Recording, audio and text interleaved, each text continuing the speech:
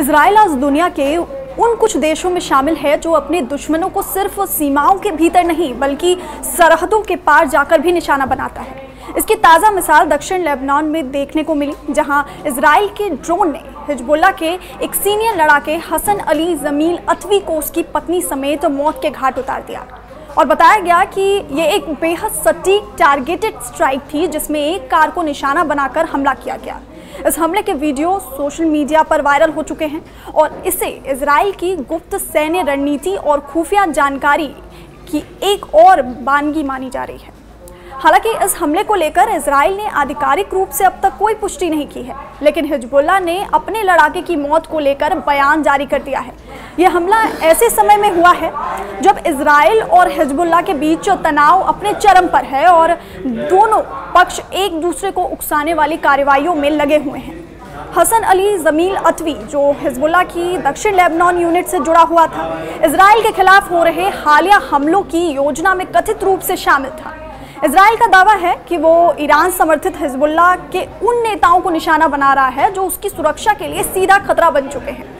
अतवी का मारा जाना सिर्फ एक व्यक्ति की मौत नहीं बल्कि हिजबुल्लाह की सैन्य संरचना और उसकी युद्ध क्षमता पर एक सीधा हमला है। रिपोर्ट्स के अनुसार अतवी हिजबुल्लाह के एयर डिफेंस यूनिट से भी जुड़ा हुआ था और उसने हाल ही में संगठन की एंटी ड्रोन प्रणाली को फिर से मजबूत करने का काम किया था। ऐसे में उसका खात्मा हिजबुल्लाह के हवाई बचाव के लिए एक बड़ा झटका माना जा रहा है। इजराइल और हिजबुल्लाह के बीच ये संघर्ष नया नहीं है। ये दुश्मनी 1982 से चली आ रही है, जब लेबनान में हिजबुल्लाह की स्थापना हुई थी।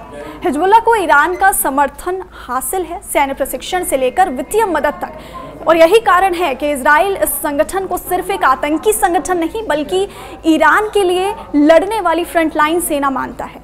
इजराइल की नज़र में हिजबुल्लाह ईरान की एक प्रॉक्सी फोर्स है जो सीमाओं के पास इजराइल के खिलाफ सक्रिय रहती है। लेबनान में हिजबुल्लाह की राजनीतिक ताकत भी है, लेकिन उसकी असली पहचान उसकी सैन्य क्षमताएं और उग्रवादी गतिविधियां हैं। वर्षों से चले आ रहे इस संघर्ष में दोनों पक्षों ने एक दूसरे को बहुत नुकसान पहुंचाया है, लेकिन हालिया घटनाओं में यह स्पष्ट हो गया है कि इजराइल अब हिजबुल्लाह के उच्च कमांडरों को बारी बारी से खत्म करने की रणनीति पर काम कर रहा है। ड्रोन हमला एक बेहद सटीक और योजनाबद्ध ऑपरेशन था। विशेषज्ञ मानते हैं कि इसे अंजाम देने के लिए हफ्तों या महीनों तक हसन अतवी की गतिविधियों पर नजर रखी गई होगी। उसकी रूटीन, लोकेशन, सुरक्षा घेरा और यात्रा की योजना, इन सब की जानकारी के आधार पर ही उसे कार समेत निशाना बनाया गया। ऐसे हमले इजराइल की खुफिया एजेंसी मोसाद और सेना की स्पेशल यूनिट अमन की गहराई से तैयार रणनीति का हिस्सा होते हैं। इस तरह के ऑपरेशनों में आमतौर पर ह्यूमन इंटेलिजेंस, साइबर मॉनिटरिंग और ड्रोन से मिली रियल टाइम जानकारी का इस्तेमाल किया जाता है। और यही वजह है कि इजराइल सीमाओं के बाहर भी घातक हमले करने में सफल होता है, जबकि उस पर अंतर्राष्ट्रीय कानूनों के उल्लंघन के आरोप भी लगते हैं। लेबनान में ये हमला ऐसे समय में हुआ है जब पहले से ही इजराइल और हिजबुल्लाह के बीच तनाव बढ़ा हुआ है। गाजा पट्टी में हमास के साथ जारी युद्ध ने भी इस पूरे क्षेत्र को उबाल पर ला दिया है। अक्टूबर 2023 में हमास के हमले ने इजराइल को भीतर तक हिला दिया था और उसके जवाब में इजराइल ने गाजा को मलबे के ढेर में बदल दिया। लेकिन ये युद्ध अब सिर्फ हमास और गाजा तक सीमित नहीं रहा। यमन में हूती विद्रोही, सीरिया में ईरान समर्थित मिलिशिया और लेबनान में हिजबुल्लाह, इजराइल इन सभी को एक ही धुरी में देखता है, ईरान के विस्तारवाद का चेहरा। इसलिए इजराइल की रणनीति साफ है, जहां भी ईरान समर्थित ताकतें उसके लिए खतरा बनेंगी वो उन्हें वहीं खत्म करने की कोशिश करेगा, भले ही वो हमले किसी और देश की जमीन पर क्यों ना करने पड़े। हिजबुल्लाह के लिए ये हमला एक बड़ा झटका है, लेकिन ये संगठन इससे पहले भी कई ऐसे झटके झेल चुका है। इजरायली सेना ने पिछले कुछ सालों में हिजबुल्लाह के कई सीनियर कमांडरों को ड्रोन हमलों या मिसाइल स्ट्राइक में मार गिराया है। इन हमलों का मकसद सिर्फ शारीरिक तौर पर संगठन को कमजोर करना नहीं बल्कि मनोवैज्ञानिक दबाव भी बनाना है, ताकि हिजबुल्लाह के भीतर डर और अस्थिरता फैले। लेकिन इन हमलों का एक दूसरा पहलू भी है। हर टारगेटेड किलिंग के बाद हिजबुल्लाह की ओर से जवाबी हमले होते हैं, जिससे सीमावर्ती इलाकों में तनाव बढ़ता है। इस ताज़ा हमले के बाद भी लेबनान और इजराइल सीमा पर सैन्य गतिविधियां तेज हो गई हैं और आशंका जताई जा रही है कि हिजबुल्लाह किसी भी वक्त बदला ले सकता है। संयुक्त राष्ट्र और अंतर्राष्ट्रीय मानवाधिकार संगठनों ने इस तरह के हमलों को लेकर चिंता जरूर जताई है। रिपोर्ट्स के मुताबिक इजराइल द्वारा लेबनान में अब तक 100 से ज्यादा नागरिकों की जान जा चुकी है, जबकि हिजबुल्लाह के भी दर्जनों लड़ाके मारे गए हैं। लेबनानी सेना और सरकार पर दबाव है कि वो हिजबुल्लाह की गतिविधियों पर लगाम लगाएं, लेकिन राजनीतिक रूप से ये इतना आसान नहीं है। हिजबुल्लाह लेबनान की संसद में भी मौजूद है और एक बड़े वर्ग का समर्थन उसके पास है। वहीं दूसरी ओर इजराइल के भीतर ये धारणा मजबूत हो रही है कि अगर ईरान को रोका नहीं गया तो ये पूरा क्षेत्र इजराइल के लिए खतरे में बदल सकता है। इस पूरे घटनाक्रम का अंतर्राष्ट्रीय कूटनीति पर भी असर पड़ता है। अमेरिका इजराइल का प्रमुख सहयोगी है और वो लगातार इजराइल को आत्मरक्षा का अधिकार देता रहा है, लेकिन दूसरी ओर वो ये भी चाहता है कि ये संघर्ष ज्यादा न फैले। ईरान की ओर से हालांकि सीधी प्रतिक्रिया नहीं आई है, लेकिन वो हिजबुल्लाह जैसे संगठनों को समर्थन देना जारी रखे हुए है। यदि ये संघर्ष और गहराता है तो पश्चिम एशिया में एक और युद्ध की स्थिति बन सकती है, जो सिर्फ इजराइल और हिजबुल्लाह तक सीमित नहीं रहेगी। कुल मिलाकर हसन अली जमील अतवी की हत्या सिर्फ एक व्यक्ति का खात्मा नहीं, बल्कि ये उस रणनीति का हिस्सा है जिसमें इजराइल अपने दुश्मनों को चुन चुन कर खत्म कर रहा है, चाहे वो हमास हो, हूती हो, सीरियाई मिलिशिया हो या हिजबुल्लाह। ये हमला बताता है कि इजराइल की सुरक्षा रणनीति अब रक्षात्मक नहीं बल्कि आक्रामक और प्रीएम्प्टिव हो चुकी है। और जब तक इस क्षेत्र में स्थायी समाधान की ठोस पहल नहीं होती, तब तक इस तरह के हमले, बदले और युद्ध का ये चक्र चलता रहेगा कि इजराइल सीमाओं के बाहर भी घातक हमले करने में सफल होता है, जबकि उस पर अंतर्राष्ट्रीय कानूनों के उल्लंघन के आरोप भी लगते हैं। लेबनान में ये हमला ऐसे समय में हुआ है जब पहले से ही इजराइल और हिजबुल्लाह के बीच तनाव बढ़ा हुआ है। गाजा पट्टी में हमास के साथ जारी युद्ध ने भी इस पूरे क्षेत्र को उबाल पर ला दिया है।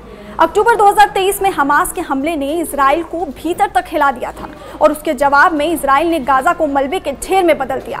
लेकिन ये युद्ध अब सिर्फ हमास और गाजा तक सीमित नहीं रहा। यमन में हूती विद्रोही, सीरिया में ईरान समर्थित मिलिशिया और लेबनान में हिजबुल्लाह, इजराइल इन सभी को एक ही धुरी में देखता है, ईरान के विस्तारवाद का चेहरा। इसलिए इजराइल की रणनीति साफ है, जहां भी ईरान समर्थित ताकतें उसके लिए खतरा बनेंगी, वो उन्हें वहीं खत्म करने की कोशिश करेगा, भले ही वो हमले किसी और देश की जमीन पर क्यों ना करने पड़े। हिजबुल्लाह के लिए ये हमला एक बड़ा झटका है, लेकिन ये संगठन इससे पहले भी कई ऐसे झटके झेल चुका है। इजरायली सेना ने पिछले कुछ सालों में हिजबुल्लाह के कई सीनियर कमांडरों को ड्रोन हमलों या मिसाइल स्ट्राइक में मार गिराया है।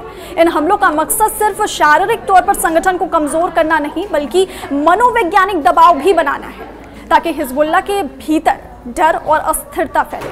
लेकिन इन हमलों का एक दूसरा पहलू भी है। हर टारगेटेड किलिंग के बाद हिजबुल्लाह की ओर से जवाबी हमले होते हैं, जिससे सीमावर्ती इलाकों में तनाव बढ़ता है। इस ताज़ा हमले के बाद भी लेबनान और इजराइल सीमा पर सैन्य गतिविधियां तेज हो गई हैं और आशंका जताई जा रही है कि हिजबुल्लाह किसी भी वक्त बदला ले सकता है। संयुक्त राष्ट्र और अंतर्राष्ट्रीय मानवाधिकार संगठनों ने इस तरह के हमलों को लेकर चिंता जरूर जताई है। रिपोर्ट्स के मुताबिक इजराइल द्वारा लेबनान में अब तक 100 से ज्यादा नागरिकों की जान जा चुकी है, जबकि हिजबुल्लाह के भी दर्जनों लड़ाके मारे गए हैं। लेबनानी सेना और सरकार पर दबाव है कि वो हिजबुल्लाह की गतिविधियों पर लगाम लगाएं, लेकिन राजनीतिक रूप से ये इतना आसान नहीं है। हिजबुल्लाह लेबनान की संसद में भी मौजूद है और एक बड़े वर्ग का समर्थन उसके पास है। वहीं दूसरी ओर इजराइल के भीतर ये धारणा मजबूत हो रही है कि अगर ईरान को रोका नहीं गया तो ये पूरा क्षेत्र इजराइल के लिए खतरे में बदल सकता है। इस पूरे घटनाक्रम का अंतर्राष्ट्रीय कूटनीति पर भी असर पड़ता है। अमेरिका इजराइल का प्रमुख सहयोगी है और वो लगातार इजराइल को आत्मरक्षा का अधिकार देता रहा है, लेकिन दूसरी ओर वो ये भी चाहता है कि ये संघर्ष ज्यादा न फैले। ईरान की ओर से हालांकि सीधी प्रतिक्रिया नहीं आई है, लेकिन वो हिजबुल्लाह जैसे संगठनों को समर्थन देना जारी रखे हुए है। यदि ये संघर्ष और गहराता है तो पश्चिम एशिया में एक और युद्ध की स्थिति बन सकती है, जो सिर्फ इजराइल और हिजबुल्लाह तक सीमित नहीं रहेगी।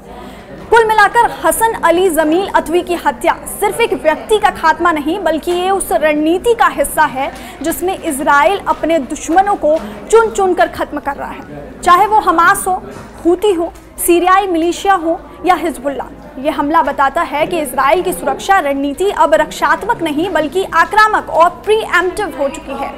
और जब तक इस क्षेत्र में स्थायी समाधान की ठोस पहल नहीं होती, तब तक इस तरह के हमले, बदले और युद्ध का ये चक्र चलता रहेगा।